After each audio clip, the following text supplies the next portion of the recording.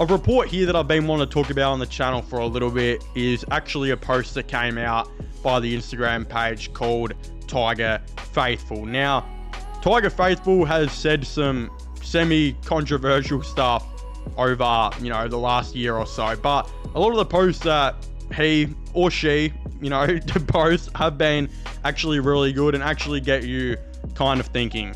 Again, one here does happen to be about Jake Rogers, who plays, of course, for the Gold Coast Suns, suggesting that the Tigers actually look to maybe try and trade for him in the trade period. Again, it says why Richmond should aggressively pursue Jake Rogers. If you don't have access to such players in the draft, poach them. Let's have a look at some facts.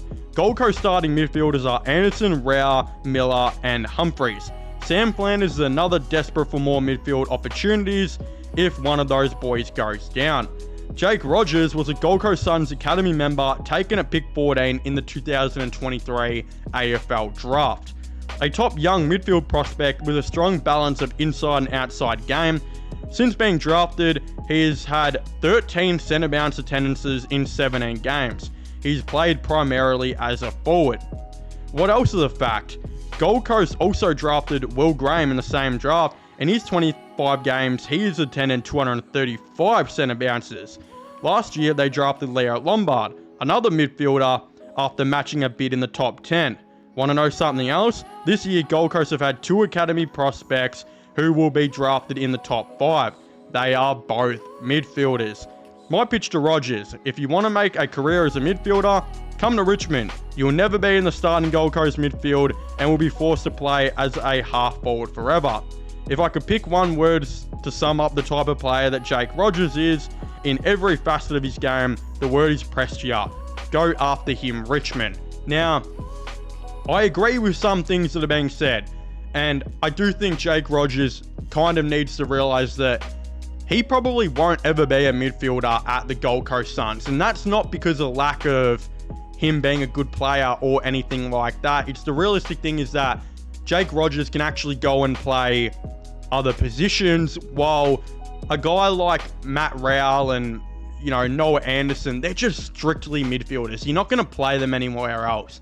It's like why Sam Flanders right now, there's been rumours about him maybe looking for a trade as well, because he wants to be a midfielder, but because he can play so good playing other positions, he's being played in those spots.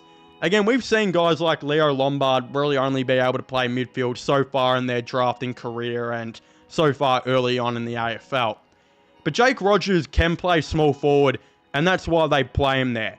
Again, another reason they play him as a small forward and instead of being a midfielder is because Jake Rogers is actually quite short for an AFL player. Again, I think he might be listed at 173 centimeters tall, but in reality, I mean, with a lot of those players like Nick Watson and, Caleb Daniel having their height really inflated and being listed as a lot taller than what they actually are, is what I'm trying to say. I wouldn't be surprised if Jake Rogers is actually 170 or 171, which he might actually be, measured at.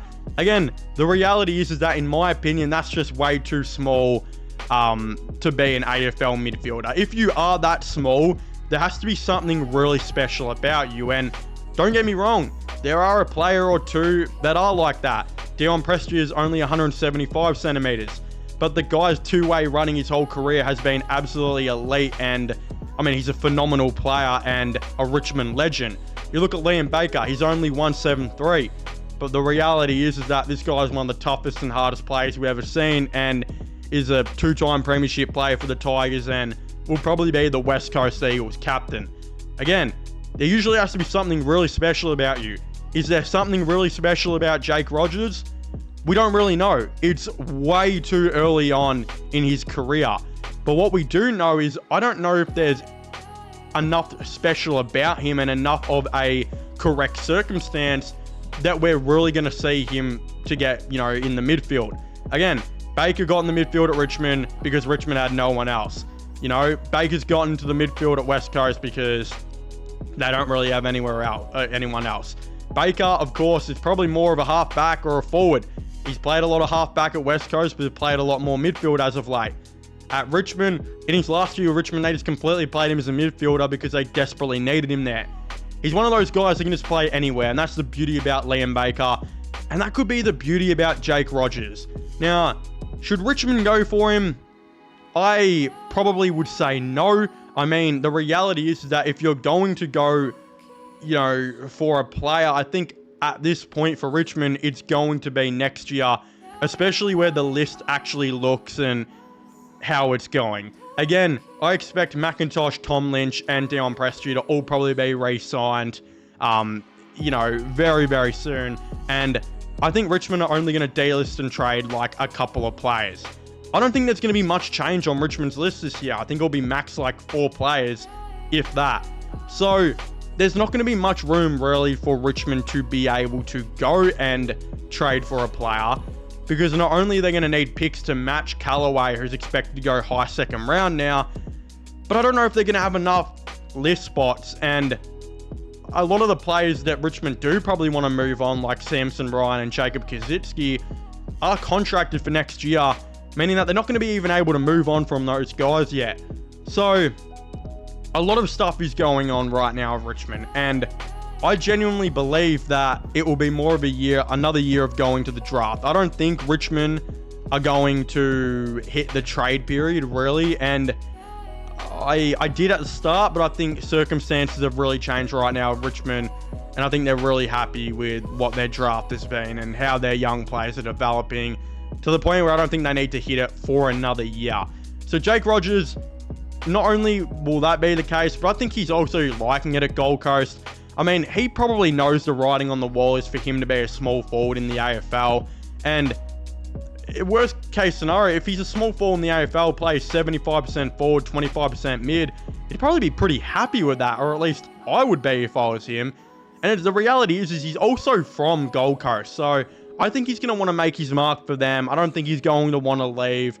It's also a really risky thing for Richmond to bring in a 5'7" midfielder, especially with where the AFL is changing and the smaller midfielders being like 5'11". Again, we got to remember that players that are like humans have evolved in the AFL to the point where blokes who are 5'11" and 6 foot, like 99% of them can naturally be as quick as what those shorter guys are.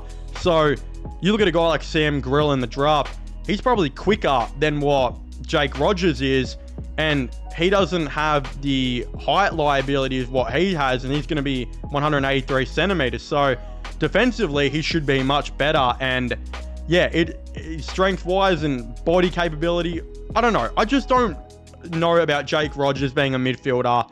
And again, height is, you can tell, is usually not a big thing in the AFL. There are so many great players who are shorter, as I just said, Liam Baker, Caleb Daniel, Nick Watson.